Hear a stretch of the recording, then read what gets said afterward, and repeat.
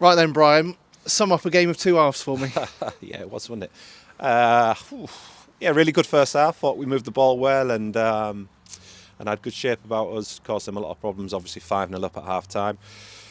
We had to make a change. Owen Door came off, and we've brought on the young lad, and we've probably just the shape change in terms of the second half has hurt us a little bit. Dory was giving them a lot of problems playing as a left wing back out there, giving us a width and crosses in the box, and we just lost our way a bit, lost a bit of balance, and allowed them back into the game. And I'm not too disappointed. It is what it is. We're bare bones, and we're coming here, and we're having to make shape changes in the second half due to injuries and whatnot. But overall pleasing 90 minutes, albeit second half was a lot poorer than the first half. Never can complain too much when you score 5 goals in the first half, though. No, well, that's it. The game was pretty much put to bed. I know they got 3 back in the second half, but I think we've got a couple of gears we can go up to if we needed to. But there was lots of positives out there tonight. I thought, obviously, welcoming back Dan Fitchett, I thought everyone who was in attendance tonight could see what a difference he made to the side in terms of probably first time in a long time we've been able to really get hold of the ball up top and bring others into the game. And that was really, really pleasing. And we welcome him back to the group. Said in my notes to you, I think we've missed him. He's obviously missed us. He's had a couple of clubs that's not quite worked out for him. So it's a really good fit. Not the only one scoring on his return. Liam Brown scoring on his debut this evening for us as well. Yeah, Brownie, another young... Lewis, sorry, not Liam. Yeah, Lewis, he's a young lad in difficult conditions. Melksham, they're quite a physical side, so even more difficult for young lads coming into it. But he acquitted himself really well, and I thought he took his goal excellently. He's played 3 positions tonight, holding mid and 8 and right wing back, and thought he's done well in each position. And also first appearance for our lonely goalkeeper this evening as well. Difficult game for him, not knowing the defenders in front of him, but also some of the play in the second half meant that he was under quite a lot of pressure some of the time. Yeah, that's right. Bernie's come across from Leyton Orient. Thanks for them for helping us getting over the line. We'd have been without a keeper tonight unless he'd come in. So really delighted to get him over the line. And it was a great game for him to bed into. It was one where he was going to be tested. He was going to be asked questions, but also he had a lot of the ball at his feet. I thought he did well. In difficult conditions, he was stuck in. There'd been a fatality on the M4 coming across, so not ideal preparation for your debut. And I thought he did well.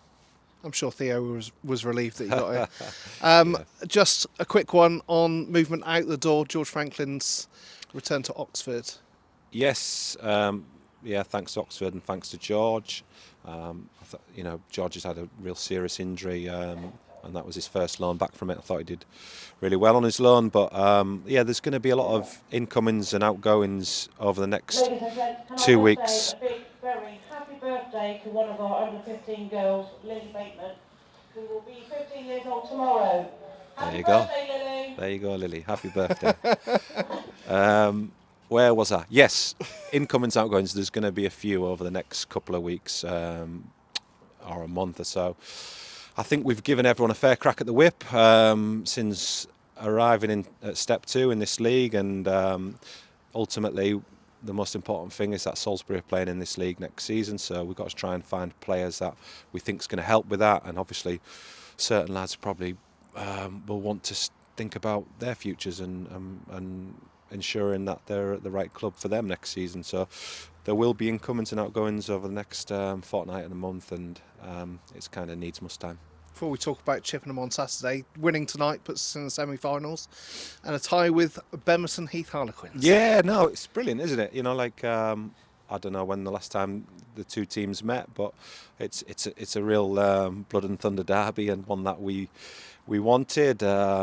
I think it's a little bit of a shame that it's in Chippenham. No offence to Chippenham, but a derby like that, it would be great to have at the Raymark or even at Bemmy. I think the attendance will be 10 times as much.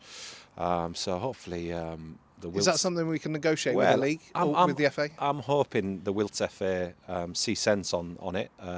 For me, it's a no-brainer. I think, you might have 100 fans at Chippenham, you probably have 1,000 at the Raymax, so or Bemi. So it's a little bit of a no-brainer for me, but I don't know who's making the calls there and what red tape's behind it. But fingers crossed they can, because I think it'll just add to the occasion. And we are off to Chippenham this Saturday. We say it every week, but as we've seen tonight, we don't have a lot of options available to us playing wise, so it's going to be tough again. It will, and Chippenham, fantastic team, an established team at the level. Hoggs has done a great job with his management team down there, up there, should say, and it'll be very tough. They're a footballing side, similar to ourselves in a lot of respects. I think it'll be a really good game, a little bit of cat and mouse, a little bit of a chess match, but two good teams going at it, and it'll make for a really exciting game. Thanks, Brian. Cheers.